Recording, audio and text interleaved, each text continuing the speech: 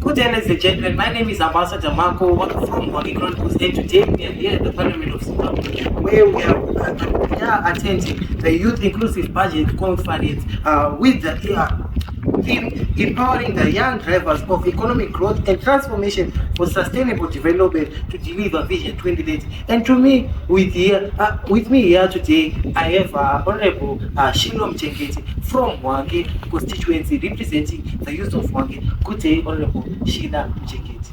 Hi, so good to be here. Okay, so Honorable Muchengeti, may you please give us a summary of what was transpiring for the past 2 days here at the Parliament of Zimbabwe? Well, for the past 2 days, we saw youths coming from all across Zimbabwe here to voice out their concerns and to edit the budgets from the youth's point of view.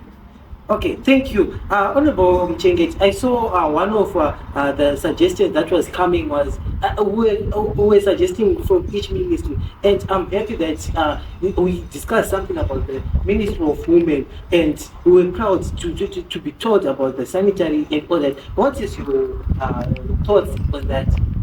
Yes, I was very much pleased when the suggestion came to make sanitary pads free. To make sanitary pads not just a cost but a right to all women around.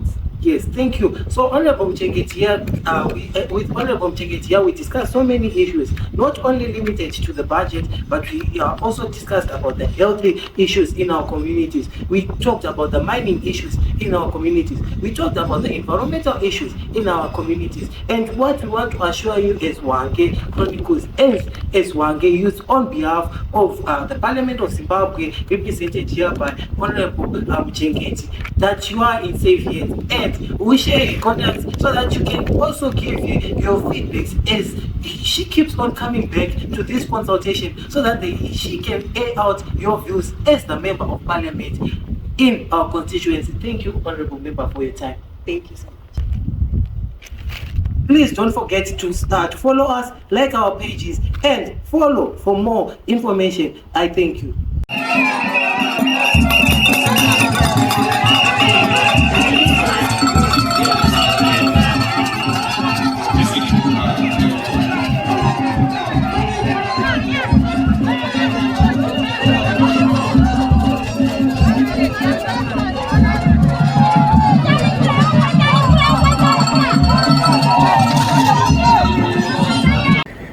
Session Chair, the Chair of the Youth Caucus, other partners here present, honorable members. It's an honor once again to address you. My message at the end of these 2 days are simple. The Zimbabwe Institute is an all-weather friend of the Parliament of Zimbabwe. And I want to make the same commitment to you young people, that will be a dependable partner in your ventures and your ideals. I thank you.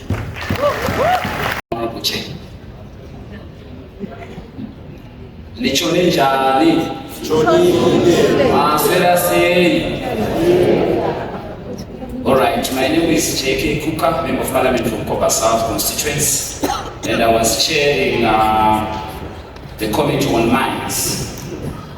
And here are some of the views that we have collected from honorable members. I'll start with the regional development and inclusivity through devolution and decentralization. On contributions, number 1, allocate funding to develop district-level infrastructure that supports decentralization. Number 2, allocate funding for ministry-led monitoring to ensure that at least 50% of mine employees are local youths, and to oversee compliance with pollution control measures. Number 3, allocate budget for a district-level mining indaba in areas where mining activities are ongoing. We go to inclusive economic growth and structural transformation.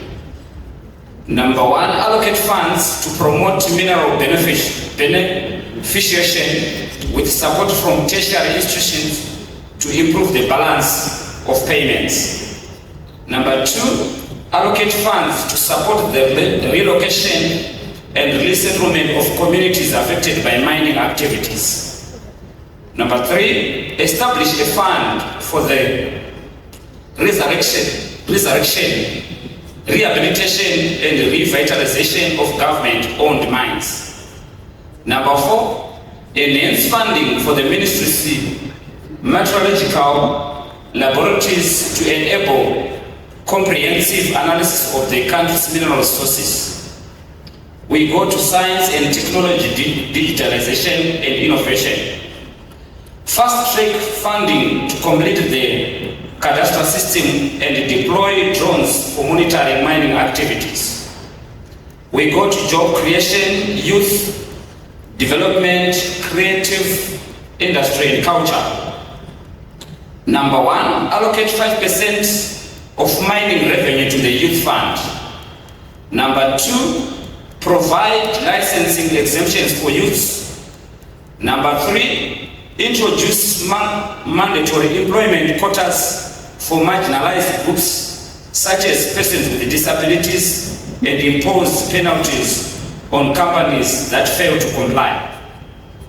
We go to agriculture, food security, climate resilience and environmental protection. Number 1, allocate 10% of mining royalties to local authorities for the rehabilitation of areas degraded by mining activities. Number 2, establish a fund contributed to by miners to support the rehabilitation of land following closure of mining operations. I thank you. The number of VCTs at district level.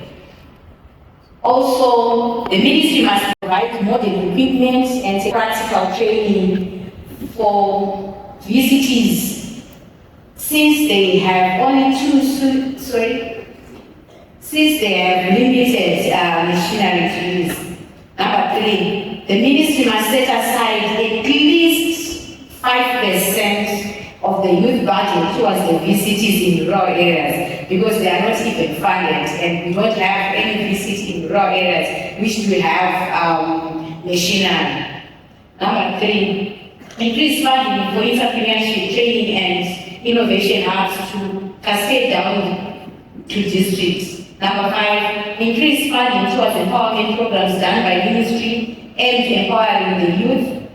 Much of the budget is just consumed in programs such as drug and substance abuse awareness campaigns and little towards empowerment programs. Secondly, job creation and employment opportunities. The ministry must incentivize companies to employ young people, especially graduates. Number 2, support startups through grants, low interest loans and tax breaks. Number 3, promote youth participation in green economy, in green economy sectors, renewable energy and recycling climate. Number 3, access to finance. The ministry must capitalize, the ministry capitalization of the Youth Empowerment Bank and the Venture Capital Fund to ensure that it caters for every youth in their diverse disciplines and also include persons with disability. Establish a youth fund that capitalizes and funds youth-led projects and initiatives such as lithium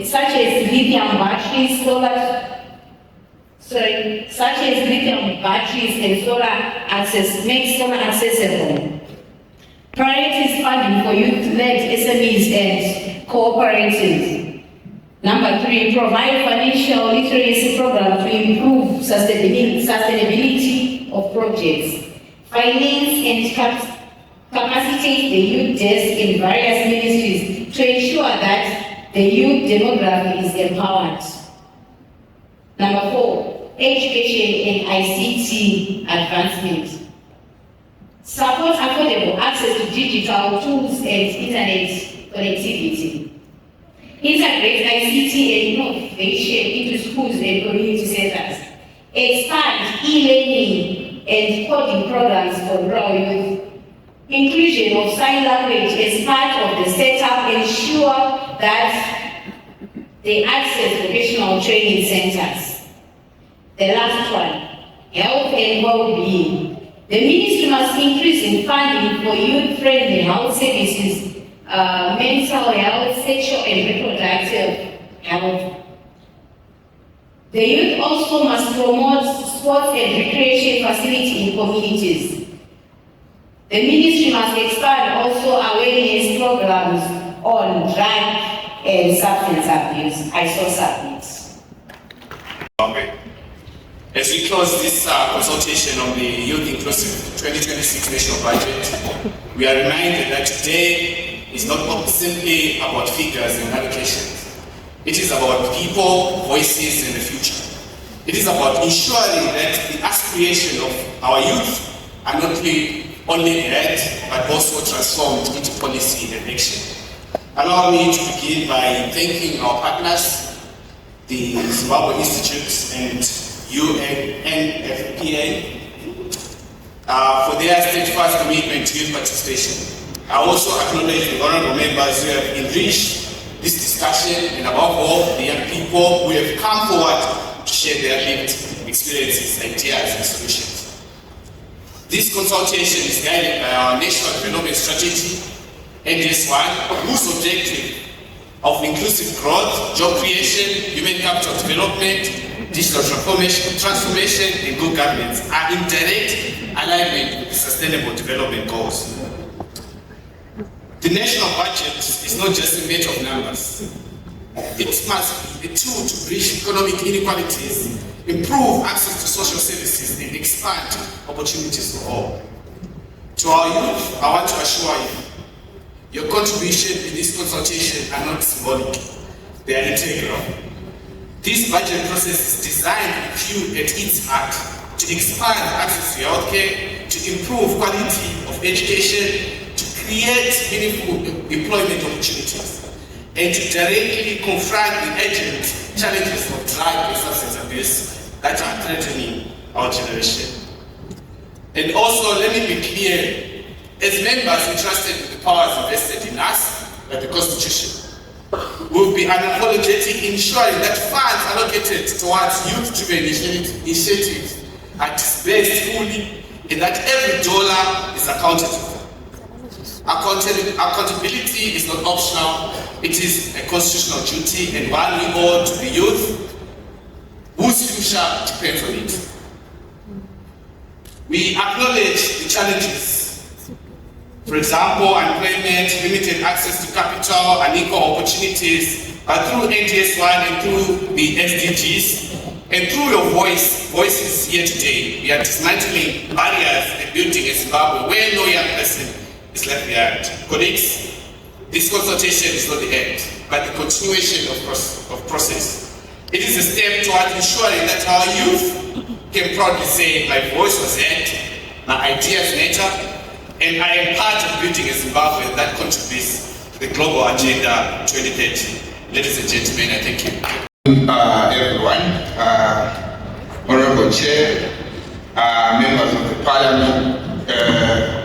Parliamentary Youth Caucus, representatives of various ministries, development partners, civil society, colleagues, distinguished guests, and our esteemed youth. Good afternoon. I want to reiterate the message from this conference and to say that youth empowerment is not optional. It is central to our national development and to the achievement of Vision 2030. Let me therefore state that the government recognizes the demographic reality of our nation and the imperative to invest in skills, jobs, health, and digital access for young people. Accordingly, I want to assure the youth gathered here today that their submissions have been consolidated. The youth priorities of the conference will be formally submitted to the Ministry of Finance and be presented to the Parliamentary Budget Committee at the upcoming pre-budget seminar. We will continue engagement with Treasury and sector ministries to ensure timely release of funds and to accelerate implementation. The Ministry of Finance is aware of the priority interventions from vocational training centers, refurbishments, and innovation hubs to targeted youth funds in agriculture, agricultural inclusion schemes and social protection measures. Transparency, accountability, and partnership will need to guide this work so that youth can see and verify progress. Development partners are encouraged to complement public investment with financial and technical support, but it is the release of public funds by Treasury that will determine scale and sustainability. In closing, I want to call on Parliament, the Ministry of Finance, Development, partners and stakeholders to sustain the collaborative spirit demonstrated at this conference. Together, let us ensure that commitments made are converted into programs that create skills, jobs, and opportunities for the youth. Because investing in young people is investing in the future of our nation. May I take this opportunity to just thank the Parliamentary Portfolio Committee, focus on youth, for taking it and acknowledging that young people are not a problem to be solved, but young people are a voice to be heard. I think that has been demonstrated. Thank you very much. It's not coming from the ground now. It's something that is already prescribed in the National Disability Policy of 2021, and we are going to 2026. That disability levy has not been introduced. So my plea is, if you are serious as the youth